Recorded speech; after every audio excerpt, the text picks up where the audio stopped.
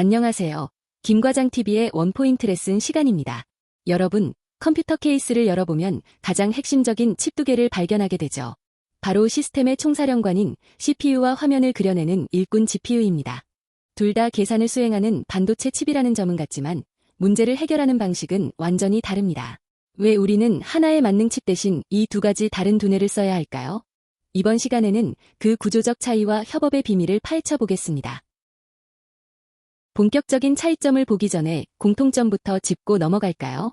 CPU와 GPU는 사실 실리콘 웨이퍼 위에서 태어난 형제입니다. 수십억 개의 트랜지스터가 0과 1의 신호를 처리하며 데이터를 다루죠. 무어의 법칙에 따라 두 장치 모두 지난 수십 년간 미친 듯이 발전해왔고 데이터를 가져와서 해석하고 실행하는 기본 논리 구조도 똑같습니다. 하지만 여기서부터 철학의 차이가 시작됩니다. 먼저 CPU입니다. CPU는 컴퓨터의 모든 하드웨어와 소프트웨어를 총괄하는 다재다능한 지휘관입니다. 설계 철학의 핵심은 낮은 지연 시간이에요. 복잡한 명령어가 들어왔을 때 누구보다 빠르게 반응해서 처리해야 하죠. 그래서 소수의 아주 강력한 코어를 가지고 있고 명령어 순서를 바꾸거나 결과를 미리 예측하는 복잡한 제어 로직에 능숙합니다. 하지만 이 똑똑한 지휘관에게도 약점이 있습니다. 한 번에 하나씩 처리하는 직렬 방식이라는 점이죠. 그런데 우리가 즐기는 3D 게임 화면을 생각해보세요. 수백만 개의 픽셀 색상을 동시에 계산해야 합니다. CPU 혼자서 이 픽셀들을 순서대로 하나하나 칠한다면 화면 한 장 채우는데 한 세월이 걸리겠죠. 여기서 우리는 천재 한 명이 아니라 단순 계산을 수행할 수천 명의 군대가 필요하다는 걸 깨닫게 됩니다. 그 해결사가 바로 GPU입니다. GPU는 원래 그래픽용이었지만 지금은 대량의 데이터를 동시에 쏟아붓는 거대한 계산 부대로 진화했습니다. 설계 철학은 높은 처리량이에요. 개별 작업은 좀 느려도 좋으니 한꺼번에 많이 끝내자는 거죠. 수천 개의 작은 코어가 뭉쳐서 하나의 명령어로 수많은 데이터를 한 번에 처리하는 SIMD 방식을 사용합니다. 이 사진을 보시면 차이가 더 극명합니다. 왼쪽 CPU 맵은 복잡한 판단을 위한 제어 유닛과 임시 저장소인 캐시가 면적의 대부분을 차지합니다. 반면 오른쪽 GPU는 어떤가요? 실제 계산을 수행하는 초록색 ALU, 즉 산술 논리 장치로 꽉 차 있습니다. 한마디로 CPU는 판단을 위해, GPU는 노동을 위해 태어난 칩이라는 걸 알 수 있습니다. 이걸 도로 상황에 비유하면 이해가 아주 빠릅니다. CPU는 스포츠카예요. 승객 한 명을 목적지까지 가장 빠르게 데려다주는 게 목표입니다. 마우스 클릭이나 프로그램 실행처럼 즉각적인 응답이 필요한 상황에 딱이죠. 반면 GPU는 버스입니다. 한 명은 좀 늦게 도착할지 몰라도 수천 명의 승객을 한 번에 실어 나릅니다. 데이터가 1000개라면 스포츠카보다 버스가 훨씬 효율적이겠죠? 칩이 아무리 빨라도 데이터를 가져오는 게 늦으면 소용없습니다. CPU는 성격이 급해서 기다리는 걸 제일 싫어하거든요. 그래서 CPU 내부에는 아주 비싸고 빠른 메모리인 캐시를 층층이 쌓아둡니다. 자주 쓰는 데이터는 멀리 있는 메인 메모리까지 안 가고 바로 옆 캐시에서 꺼내 쓰는데 이걸 데이터 국소성 원리라고 부릅니다.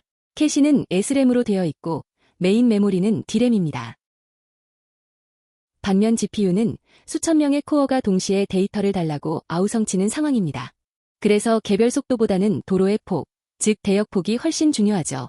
일반 D램보다 훨씬 넓은 고속도로인 HBM을 주로 사용합니다. 칩을 수직으로 쌓고 구멍을 뚫어 연결하는 TSV 기술을 통해 데이터가 이동하는 거리를 줄이고 속도를 폭발적으로 높였습니다. 더 나아가 요즘은 GPU와 메모리를 아예 한 집 살림하게 만듭니다. 2.5D 또는 3D 패키징 기술인데요.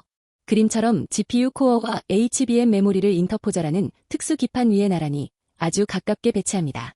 머리카락보다 얇은 미세 회로로 수천 개의 데이터 통로를 확보해서 데이터의 홍수를 병목 현상 없이 GPU 군대에 공급할 수 있게 된 것이죠. 또 다른 비유를 들어볼까요? CPU는 수학 교수님입니다. 미적분이나 증명처럼 복잡하고 어려운 논리 문제를 푸는데 최고죠. 그럼 GPU는 덧셈만 할 줄 아는 1000명의 초등학생입니다.